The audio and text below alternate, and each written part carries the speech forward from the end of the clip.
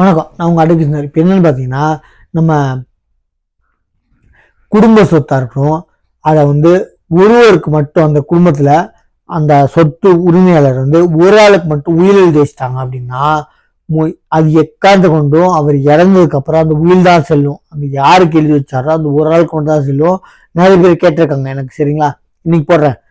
பிரிக்கப்படாத குடும்ப சொத்தை ஒருவருக்கு மட்டும் உயில் எழுத முடியுமா? ஒருவரின் கூட்டு குடும்ப சொத்தில் உள்ள பங்கு அதுவே பிரிக்கப்படாத சொத்தாக இருந்தாலும் அந்த பங்கு உயில் மூலம் தனது விருப்பமான நபருக்கு எழுதி வைக்கலாம். இது இந்து வாரிசு சட்டம் பிரிவு 30 கீழ் செல்லும். அதாவது ஒருத்தரோட பங்கை சொத்து பிரிக்காம இருந்து ஒருத்தருக்கு மட்டும் உயில் எழுதி அந்த பங்கை மட்டும் உயில் எழுதி வைக்க முடியும்னா முடியும் அப்படின்றாங்க. என்னன்னு பார்த்தீங்கன்னா, இந்து சக்சஷன் ஆக்ட் பிரகாரம் 30, சரிங்களா, செக்ஷன் 30. இதுல பாருங்க, நிறைய பேர் கேட்டிருந்தாங்க. அப்போ எனக்கு கரெக்டா பிரிக்கலாம்னு சொல்லுங்க. இப்போ பாருங்க, வீடியோவை சொல்றேன். ஏன்னு பார்த்தீங்கன்னா, இப்போ இந்த மாதிரி உயில் எழுதி வச்சு சொத்து பிரிக்கல அப்படின்னு சொன்னீங்கன்னா, பிரிக்கலைனாலும் உயில் செல்லுங்க. அவர் இறந்ததுக்கு அப்புறம் அந்த உயில் லைஃப்க்கு வந்தாலும் சரி, அந்த உயிரை தோண்டி எடுத்தாலும் சரி, இல்லை உயிரோடு இருக்கும்போது உயில் எழுதி வச்சாலும் சரி, கண்டிப்பா செல்லுங்க.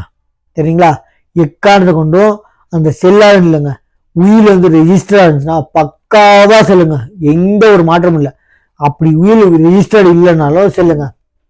என்ன டைம் இருக்குமே தவிர ரெஜிஸ்டர்டுக்கும் அன்ரெஜிஸ்டர்டுக்கும் இந்த டிஃபரன்ஸ். சரிங்களா, அன்ரெஜிஸ்டர்ட் இருந்துச்சுன்னா சாட்சிகள் மூலியமா பக்கா வேணும். சரிங்களா, அட்லீஸ்ட் 2 சாட்சிகள் இருப்பாங்க. அந்த 2 சாட்சிகள்ல ஒரு சாட்சிகளாச்சும் சொல்லணும்.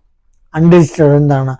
ரெஜிஸ்டர் இருந்தாங்கன்னா உங்களுக்கு கவர்மெண்ட் ஆஃபீஸர் வந்துருவாங்க. இப்ப இருக்க அந்த யாரு பண்ணாங்களோ அவங்க இல்லைனாலும் இப்ப இருக்க கவர்மெண்ட் ஆஃபீஸர் வந்தாங்க. சரிங்களா, அதனால பயப்பட தேவை. அன்ரெஜிஸ்டர்டுக்கும் ரெஜிஸ்டருக்கும் இந்த டிஃபரன்ஸ். உடனே அன்ரெஜிஸ்டர்ட் செல்லாதன்னா செல்லுங்க. சாட்சிக்காரங்க 2 பேர் இருந்தாங்கன்னா அட்லீஸ்ட் ஒரு ஆளாச்சும் சாட்சி சொல்லணும். அப்ப செல்லும்.